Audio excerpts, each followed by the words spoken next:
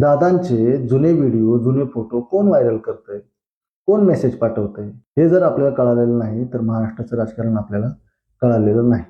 दादांच्या गेल्यानंतर पवारांसाठी आणि राष्ट्रवादी काँग्रेससाठी तयार झालेली सहानुभूतीची प्रचंड अशी मोठी लाट 2 दिवसात शांत होते. हे जर आपल्याला कळालेलं नाही तर महाराष्ट्राचं राजकारण आपल्याला कळालेलं नाही. सुमित्रा पवारांवर दुःखाचा डोंगर कोसळलेला असताना सुद्धा त्यांना उपमुख्यमंत्री पदाची शपथ का घ्यावी लागते, हे जर आपल्याला कळालेलं नाही तर महाराष्ट्राचं राजकारण आपल्याला कळालेलं नाही. सुमित्रा वहिनींनी राजकारणाचा काही अनुभव नसताना त्यांनी उपमुख्यमंत्री पदाची शपथ घ्यायला नको होती, असं काही लोकांचं म्हणणं होतं. त्यांच्यावर टीका देखील झाल्या. त्या लोकांना मी सांगू इच्छितो की कधी मराठवाड्यात जा, धाराशिवला जा आणि तिथे लोकांना विचारा की पद्मसिंह पाटील कोण होते, पद्मसिंह पाटलांचं राजकारण काय होतं, त्यांचं कर्तृत्व काय होतं.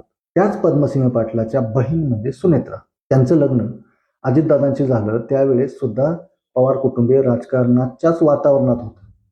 ज्या पवार कुटुंबियांनी 40 ते 50 वर्ष महाराष्ट्राचं राजकारण पाहिलं, त्याच घराण्याची सून म्हणजे सुनेत्रा पवार. महाराष्ट्रात असं कोणतं पद नव्हतं, अशी कोणती खुर्ची नव्हती, अशी कोणती जागा नव्हती जी सुनेत्रा पवारांनी मागितली असती आणि ती त्यांना मिळाली नसती. पण त्यांनी असं केलं नाही, हाच त्यांचा चांगुलपणा आहे. विद्या प्रतिष्ठानच्या विश्वस्त आणि पुणे विद्यापीठाच्या सिनेट सदस्य म्हणून सुद्धा त्या आज कार्यरत आहेत.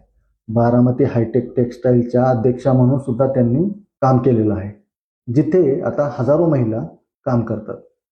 NGO एन्व्हायरमेंटल फोरम इंडियाची स्थापना देखील त्यांनीच केलेली आहे. महाराष्ट्रात कधी कधी अशी वेळ येते की जिथे आपली परंपरा, आपली विचारधारा आणि आपला पक्ष वाचवण्यासाठी लवकर निर्णय घ्यावे लागतात. असाच एक निर्णय म्हणजे उपमुख्यमंत्री पदाची घेतलेली शपथ. सुनेत्रांनी आपल्या काळजावर दगड ठेवून हा निर्णय घेतला. महाराष्ट्राची लेक म्हणून, आपली महाराष्ट्राची सून म्हणून आपण त्यांचं कौतुक केलं पाहिजे आणि त्यांच्या पाठीशी कायम उभं राहिलं पाहिजे. माझ्या मते हीच आपली अजितदादांना खरी श्रद्धांजली आहे.